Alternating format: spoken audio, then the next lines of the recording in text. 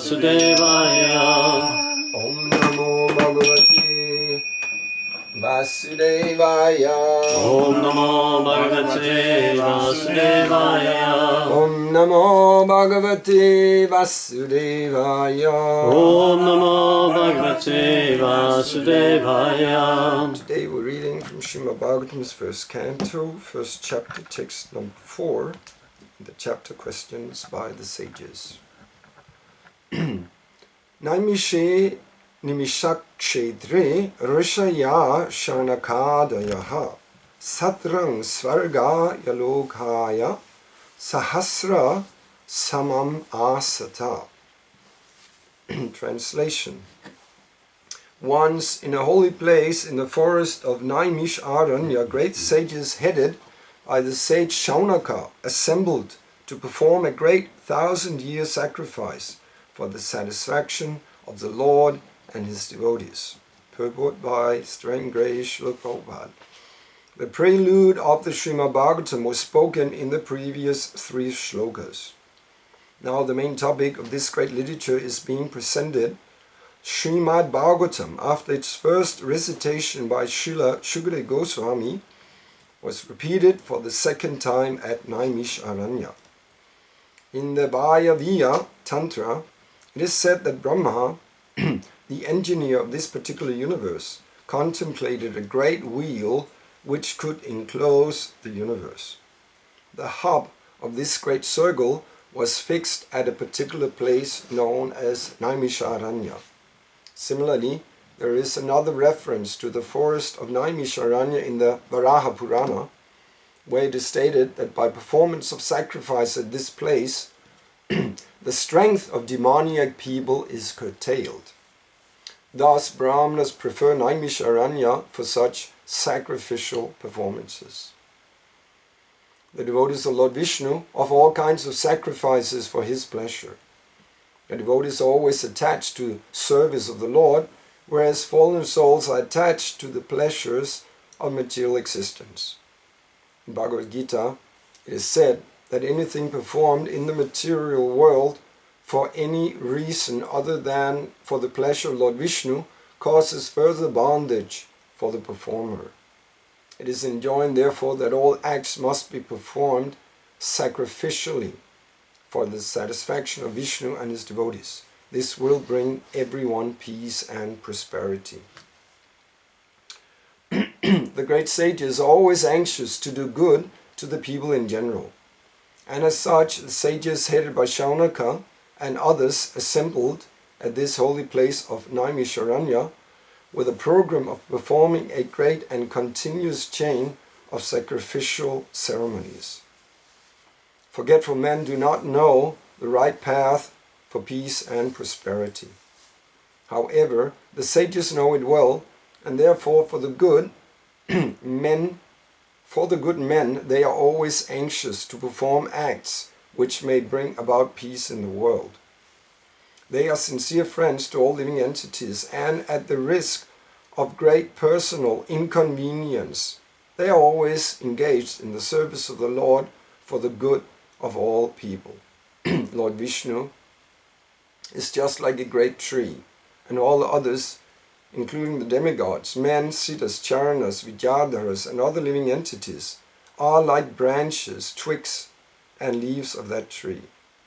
By pouring water on the root of the tree, all the parts of the tree are automatically nourished.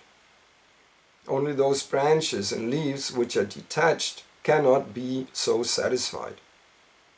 Detached branches and leaves dry up gradually, despite all watering attempts. Similarly, human society, when it is detached from the personality of Godhead, like detached branches and leaves, is not capable of being watered, and one attempting to do so is simply wasting his energy and resources. This modern materialistic society is detached from its relation to the Supreme Lord, and all its plans which are being made by atheistic leaders are sure to be baffled in every step. Yet they do not wake up to this. In this age, The congregational chanting of the holy names of the Lord is the prescribed method for waking up. The ways and means are most scientifically presented by Lord Sri Chaitanya Mahaprabhu, and intelligent persons may take advantage of his teachings in order to bring about real peace and prosperity. Srimad Bhagavatam is also presented for this same purpose, and this will be explained more specifically later in the text.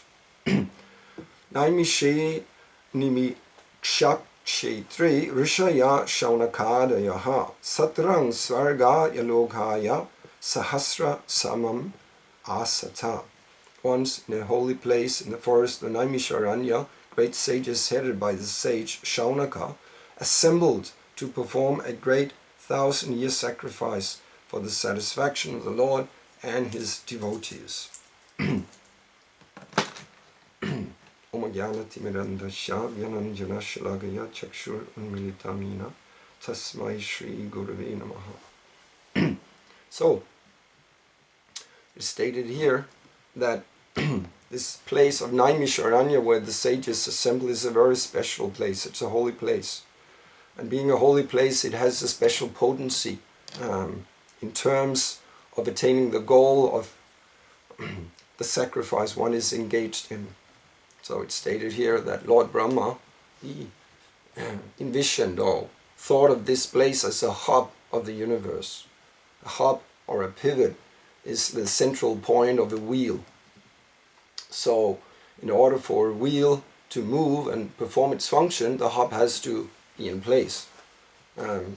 So that hub is like the central point of movement. So if anything has to move or progress in life, it has to have a hub, a center. So Naimisharanya was such a place. And because it's a special place, there's special potency given to that location. So it's like that. Different places, different holy places, they have special potency. So when you engage in spiritual activities in those places, you gain extra merit by doing it. Whereas if you would do it in another place, you wouldn't get the same merit, the same effect of it. So it's like Kurukshetra, so many holy places, of course, Vrindavan, Mayapur. It's stated if you perform devotional activities in Vrindavan, it's times 1,000, you get 1,000 the benefit of it. So that's also why the 5 most potent limbs of devotional service, one of them is to reside in a holy place like Vrindavan. So, and we all know, having been there, that it's much easier to perform devotional service in these places. The whole atmosphere is saturated with spirituality. You can just feel it when you go there. It's like, it's kind of in this world, but still it's not really this world. So the mind is just, when you go there, it's just very easy to be Krishna conscious. There's something magical about that place. So the sages knew that, and so they assembled at this particular point because they had a goal. They wanted to benefit the general populace. So Srila Prabhupada is explaining here that is explaining about sacrifice. So the sages went there to do sacrifice. And Prabhupada is referring here to the verse in the third canto, text 9 of Bhagavad Gita, Yakyar tat karma non yatra loko yam karma bandhanaha tadartam karma kaunteya mukta sangha samachara. Stated that work done as a sacrifice for Vishnu has to be performed. Otherwise it causes bondage in this world. So whatever activities one performs that is not connected, that is not made as a sacrifice for Vishnu, it binds one. So when we see the activities people are engaged in this world, they're all done for their own self or their extended self's satisfaction. Themselves personally or extended means their family, their relatives, their community, or even their country. Someone may go to war as a soldier or whatever for the sake of the country. So but these are all different, all self-interests, in either directly personal or extended, all to satisfy oneself. And in this way, because they're not connected with the Supreme Lord, made as a sacrifice for him, they're binding them. They're being bound to repeated birth and death in this world. That verse was also stated the other day, Nunam pramatta kurati vikarma. Lord Rishabhadev stated that it's very unwise to engage in activities of material sense gratification, because by that you're forced to take one material body after the other. So material sense gratification is binding one more and more. And being bound, the living entity cannot engage in its real purpose, and it cannot be really happy. Anyone who's bound in this world, it's an unpleasant situation. Someone takes a rope and binds you to a chair or whatever, you cannot move freely, you cannot attain whatever you want to do. You're bound. Nobody likes it, unless there's something wrong in the head. Someone may like, being subjugated, but that's a whole other thing. That's not a normal, healthy living entity. So nobody likes to be bound. But if one is not engaging one's activities as a sacrifice for Vishnu, you are bound. So sacrifice means making sacred, means connecting to the to the cause. The cause, of course, is transcendent. That's the Supreme Personality of Godhead.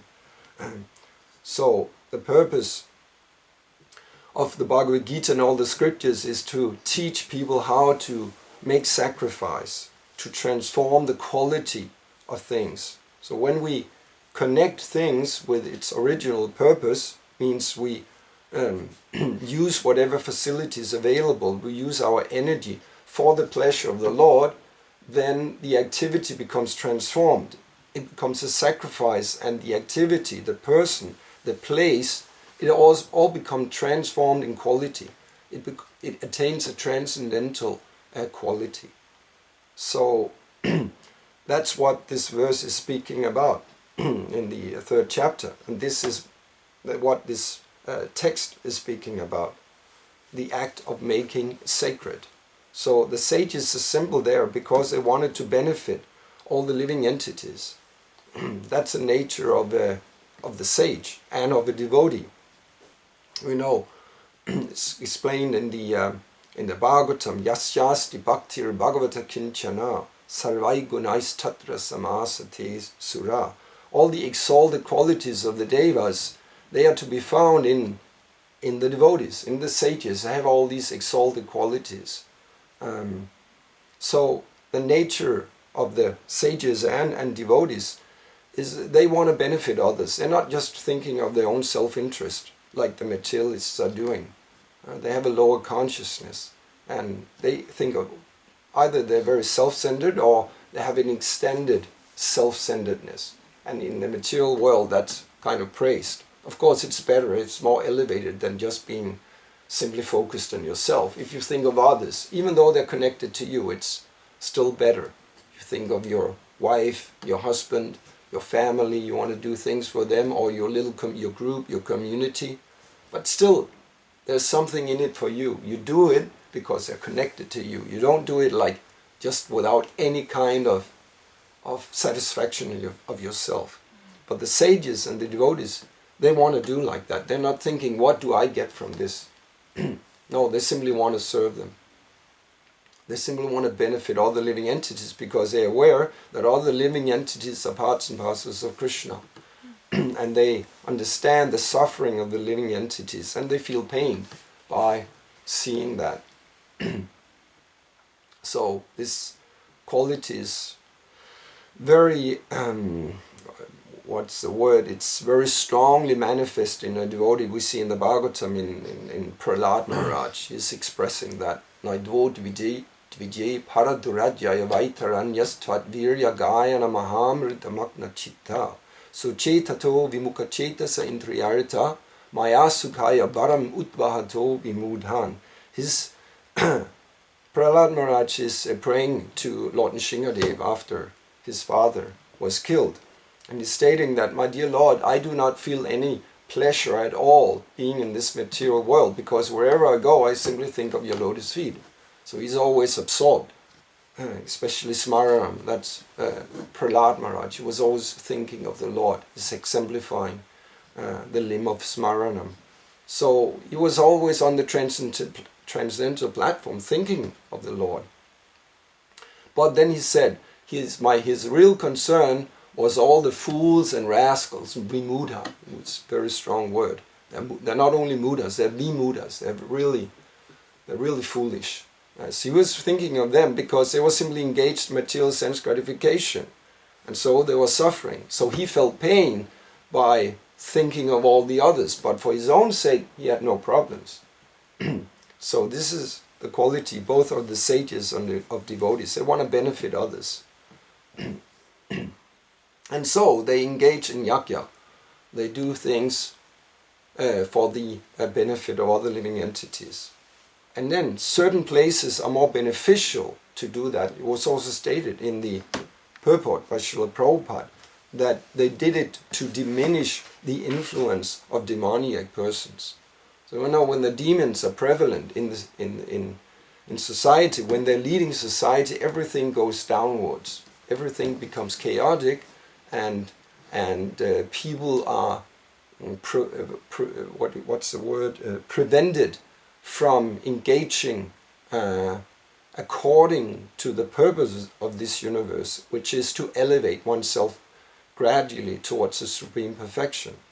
So the demons, they do not want that, and the devotees and sages, knowing that, they want to curtail those demoniac qualities. And that's most easily done in a place like Naimisharanya. So the devotees, they engage in these activities because they understand that if they don't do that, the demons, the influence of the demons will simply develop more and more, and people will suffer. So that's why devotees at different places, auspicious places, they engage in sacrifices. Then in this day and age, I stated at the end of the purport, we know it's the Harinam Sankirtan movement. Lord Chaitanya gave the holy names. This is the most potent process in this day and age for attaining perfection of life. So the devotees, they go to different holy places, or they go to places that are not holy and making them into holy places by transforming them via sacrifice. So when devotees go somewhere and chant the holy names, the whole atmosphere gets changed. Like we do on Harinam. This is the Yugadharma Harinam. So we go out in the streets, we take the instruments, kartals, mridangas, whatever, harmonium, and we sit down, we walk, whatever, and we chant the holy names, and the whole atmosphere gets changed. I heard that sound vibration is so powerful. It was stated that someone performing a concert somewhere in the world, not anything to do with spiritual life, but they do a rock concert or whatever, the vibration of that goes all around the globe. Unfortunately I can't cite who said it, so, but I heard that. So it's also stated that, but Harinam, if you transcendental sound vibration, it circumambulates the globe 7 times. So it's a very subtle thing. So one cannot, it's maybe a little difficult to feel the influence of it immediately, but it's a very subtle influence. So when one chants, like in Harinam, that whole place gets purified. And anyone, who comes and hears the holy name, they get benefited very deeply. They start their spiritual life, they get sukriti. So anyone just walking down the street and thinking about whatever he has to do or buy, and completely material thoughts, but then he passes by the Harinam party and he hears the holy name, and that sound vibration penetrates his ear and enters the soul, and so that person gets sukriti without doing anything, just being there, whatever, by accident, providence, or whatever.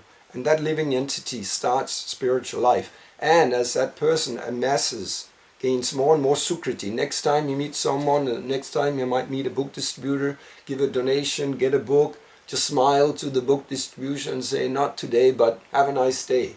And that is also giving him sukriti. And when that sukriti is kind of accumulated enough, that person in whatever lifetime will start the process of devotional service. That's why it's so potent doing Harinam. And of course people can also feel the difference. We see so many people in Harinam, they become very happy. And as children sometimes even starts dancing and all that. We've seen that. So it's very potent. I remember in many years back in Copenhagen, we had a Harinam sitting Harinam down by Ilum, by the corner of Strøget and Købmagergade, I think, right? So we had a Harinam, and one young girl, she was sitting and really listening, and completely like she just sat there for a long time. And after the Harinam, she stayed there and she asked questions, and we brought her back to the temple. You know, come back, we have, you know, prasad, nice food or whatever. She came back, this is a Finnish girl, and she became a devotee. And she was initiated later, and so she was completely, you know, like that. So if someone amassed enough sukriti in previous lives, when they get in contact with the devotees, that might be the tipping point, like with this young girl. So devotees engage in activities of sacrifice for the benefit of others. And in this day and age, it's very, very obvious how the demons are in charge. And because of them being in charge, everything is gradually, very rapidly going to hell. So there's always this fight between the devotees and the demons. It goes on all throughout the history of this material universe. Sometimes the devotees are in charge, sometimes the demons are in charge. And it's very obvious from what's going on in the world that it's not the devotees at the present time who is controlling this universe, who's directing things. And devotees should be aware of that. Also, Srila Bhaktisiddhanta Saraswati Thakur, he stated that. So that's very recent. He stated, you know, he gave that, no, it wasn't a speech, it was a written paper called the Putanas. So he stated that the demons are doing, via organized religion, they're preaching from the pulpits. So they're up there like in the church, preaching to the congregation. But actually demons in the disguise of priests or saintly people. And it stated that Kamsa, whenever, you know, pure religion is manifested, he wants to curtail it. He gave the example of Kamsa, but that's any devotee. So whenever the actual Sanatan Dharma, the Paro Dharma is manifested, then the demons get very disturbed because it interferes with their purpose. So they want to fight against real religious principles anytime they see it. So Kamsa sent Putana, it's called the Putanas, the representatives of Kamsa, the representatives of the most powerful demon. They are sent out to curtail the activities of the devotees. And in that text, Srila Bhaktisiddhanta Maharaj, he states how it's via the lexicographicals, the scribes, those who works with scripture, and throughout also Christian history, the scribes have been there and they're changing what is there in the scriptures and gradually watering down the potency of what was originally given. So what Lord Jesus Christ gave was very, very potent. That's described very nicely in the book by Dhaneshwar Prabhu, Divine or Demoniac, how the first part of that book is describing what happened to Christianity, how these scribes, how these people who went in, because at that time it was different times, they had to go sit and write all the scriptures or whatever, and then they changed just a little bit here and a little bit there. And gradually, as time went on, they changed more and more. And at the end, all that original potency, that got lost. So we see Christianity today, it's like incredibly watered down. So this is going out throughout history. And of course, you know, it's also going out on in the present day. The demons are always there. And what happened in the 60s and 70s was the Hare Krishna explosion. Krishna consciousness exploded. It was like we read in Hayagriva Prabhu's book or whatever, it was like really exploding. So everywhere devotees started manifesting on this, the people saw the devotees in there, the dhotis, shaven heads and saris, and they were chanting and dancing. Well, they were powerful. It was very powerful, and they were, because Prabhupada was there, they were really empowered.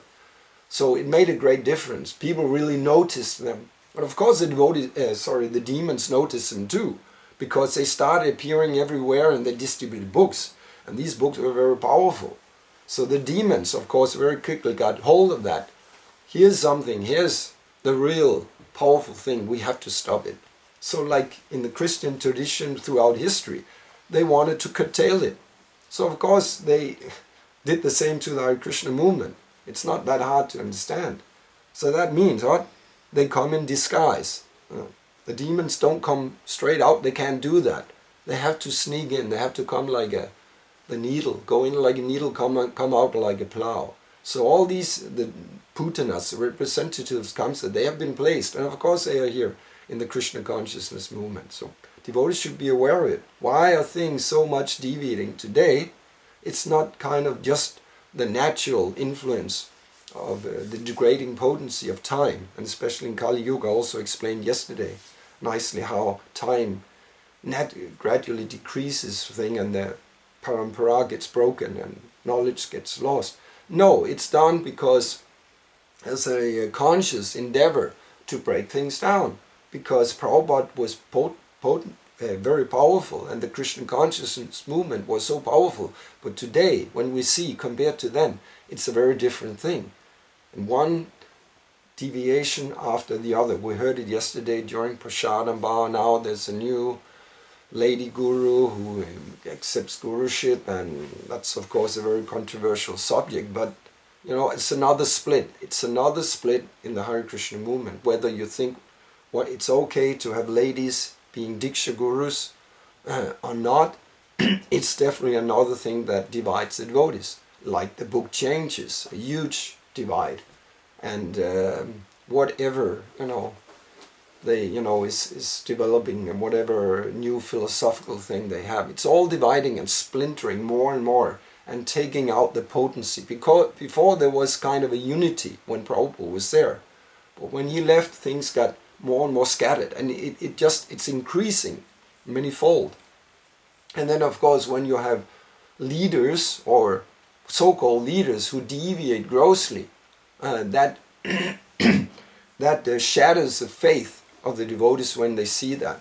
We're not getting into details about that, but we heard another example also yesterday of a sannyasi and guru who's been around for 50 years or whatever, and for 40 years there's been been engaged in activities that are not at all saintly and not worthy of, not to speak of a sannyasi, any devotee or any civilized person would not engage in such activities.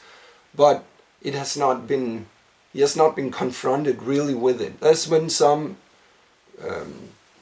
curtailing activities from leadership, but that person still been allowed to engage in it, and the leadership knows about it. But they have because he's one of the big guys, is one of the club, they kind of look through the fingers of it. But now it's kind of come out really in the open like that. So all these things are actually, the demons are behind all these things, because more and more that strong potency given by in present times taken down by Srila Prabhupada, that's just it's kind of crumbling. So the demons are happy by that, because then they can engage in whatever they want to do without interference.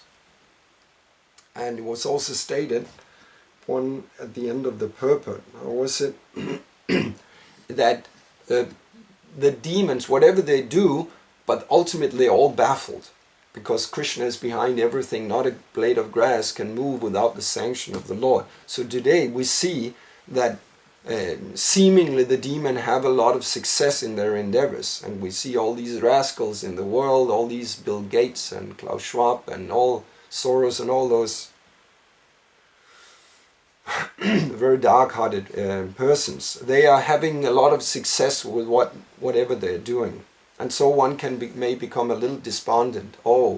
It's like everything is infested, and you see even the most dark thing you see becoming more and more prevalent.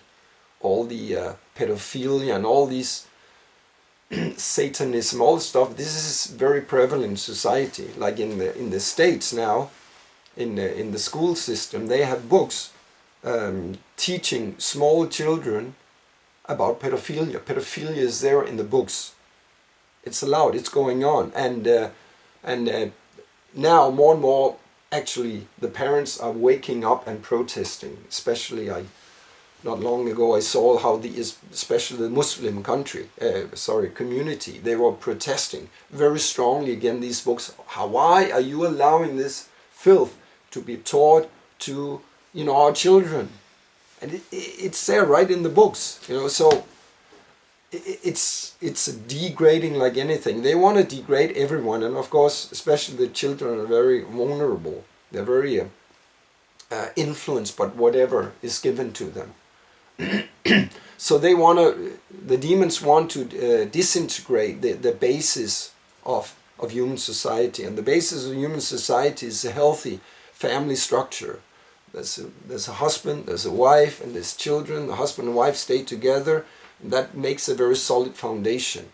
But they know that, the demons, they want to destroy that, because they want everyone to become degraded, so they can control them, and anything spiritual is simply, they want to take it out completely.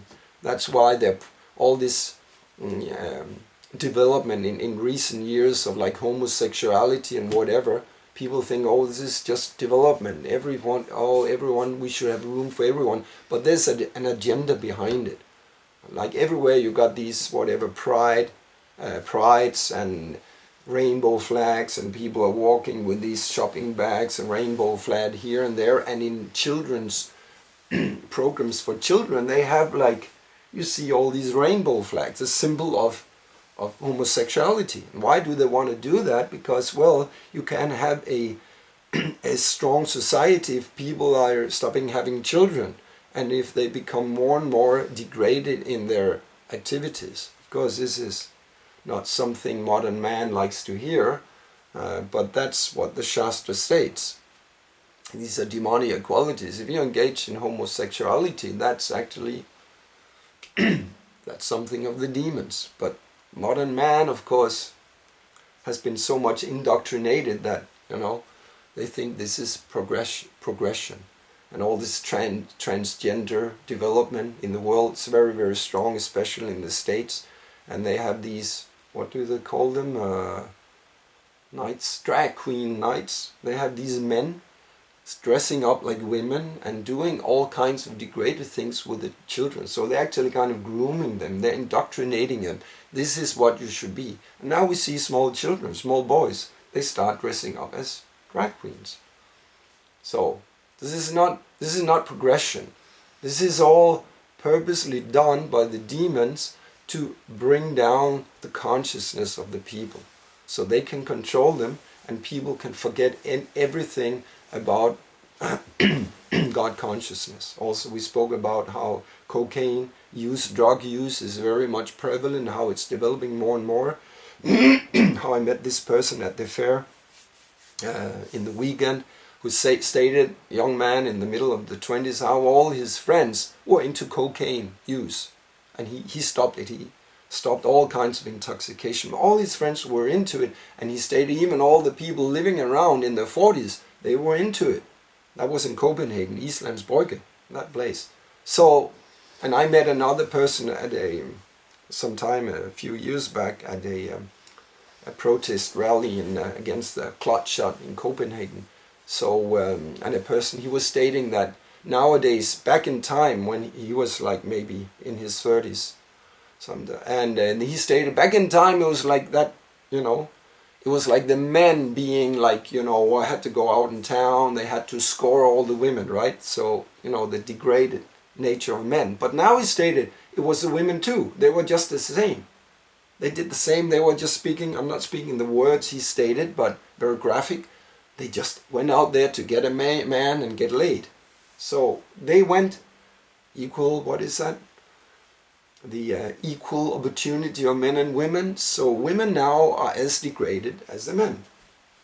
And what happens in that, when the women are degraded, the whole society goes to hell. Manasankara is born from that. And also psychologically, if a woman has many partners and like that, she won't be able to have a stable relationship later in life. It will be very, very difficult. So that's what happens when people cannot control the senses, when morality is lost in human society. And it's all done by purpose, by these demons. So the devotees should be aware of that. But there's some good news also. Like everything in the world, astrological is changing very rapidly. And we just had the other day, yesterday we had this sun eclipse. And that's very inauspicious for the world in general. But also it's stated that during these sun eclipse, there's like an opening up in the universe. So when you engage in spiritual activities, you can actually make a lot of advancement. So luckily we made that sacrifice yesterday of chanting throughout the solar eclipse and hopefully gained immense benefit from it. So as devotees we have to do like the sages did in Naimisharanya, we have to work for the benefit of others. So our whole life should be centered about doing that para upakara, that supreme welfare activity. That will benefit not only others, but it will benefit ourselves too. And we'll gain the mercy of the pure devotees and ultimately Lord Chaitanya, and thus we'll be able to progress toward the supreme destination of attaining the Siddha Sarup, our eternal occupational form, our eternal form as pure devotees of the Lord. So, maybe there's some questions or comments. Prabhuji. What really makes a tirtha? What is it? Is, you know that Krishna comes, Krishna's in Vrindavan, but other things like making the tirtha, and what is it? Why are we going there? Well, what makes a tirtha is the activities going on. So when we perform devotional activities in a place, gradually that place is getting transformed by the sound vibration of the Yuga Dharma, by the different activities, 9 different limbs of devotional service. So when we engage in devotional service at a particular place, keep going on at that particular place, gradually the whole atmosphere gets changed. So that's why temples also stated they're like kind of embassies of the spiritual world. So you go to a temple somewhere and devotees are following nicely, worshipping their deities every day, performing congregational chanting, doing all kinds of service, distributing prasadam to everyone.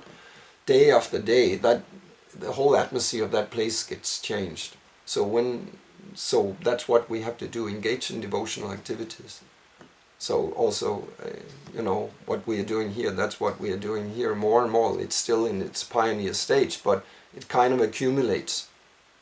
And as more and more devotees will come and be very strict in, following the process of the acharya and not deviate, not water anything down, the mercy will be there by the parampara. And as the mercy comes, we will have potency to transform people. And then when people come here and they see devotees who are actually pure, who's actually being empowered, they will get greatly affected.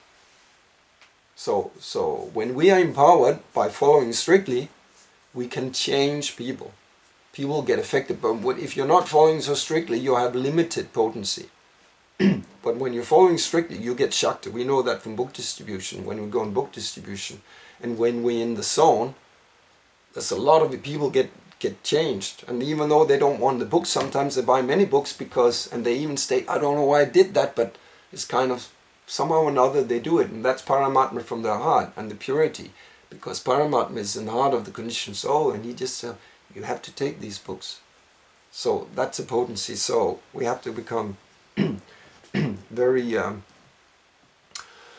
we have to stay on the razor's edge and follow the process as it is, and then we'll get empowered, and then we can transform any place.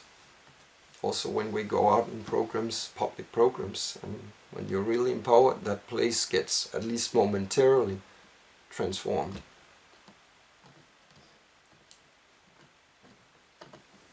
I was always inquiring maybe when Krishna does his Leela as a child in Vrindavan, all demons have a specific purpose. How can one read that? Yeah, they represent... things like put in a for school. Right, exactly. I can't recall. Do you remember? Yeah, it's Chaitanya Siksamrita by Bhaktivinoda Thakur. Okay. I never read that. Yeah. Alright. So that's what you have to get. That's probably translated, right? By Yes, someone. yes. Yeah. Okay. Shivananda Prabhu, he posted on one of our pages like 5 or 6 years back. I remember it was very nice. It might be online also. You might be Yes, able it to get is, it. yeah. Okay. Anything else? Could be a nice study, right? To really get into all these demons and what the anarthas they represent, and how to get rid of these anarthas just by reading these stories and really absorbing oneself in these stories. Yeah. One can get rid of all these anarthas. Could be one seminar we could do here in the future. There's also this book, still learned in all schools in India. They learned on recently. What is taught in the schools? Yeah, That this- book? Or No, it's other book. It's very famous. I forget the name now. Gita Gan? No, it's with different animals like that. Oh, The wise tortoise and the red and so on. And is that the... it's really good. Kids in India used to learn that. It makes you smart. Yeah, You learn all yeah. these things. Who was I going to forgot cheat that. you and Prabhupada is citing that in some purports. The forget fables, The fables, whatever. yeah. Yeah. That's Right. the name. Yeah, there's a Sanskrit word for those fables. I forgot it. I got one copy once from the Partap's brother. He's kind of scholarly. He wrote purpose to it. Because when you read them, it's still hard to be elaborate. But he was.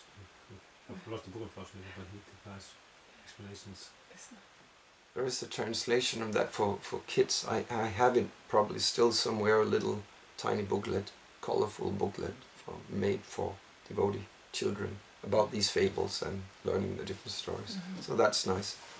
Traditions of the sharing the fables with the children is from all over the world. I've Yeah, picked up used books with Easy. fables. There is fables from every continent of the world, and with the same morality and like yeah. essential knowledge. Actually, some spiritual propaganda in those fables. Yeah. Okay, thank you very much for your attention. All glory, Srila Prabhupada. Yeah. Yeah. Namo Vishnu.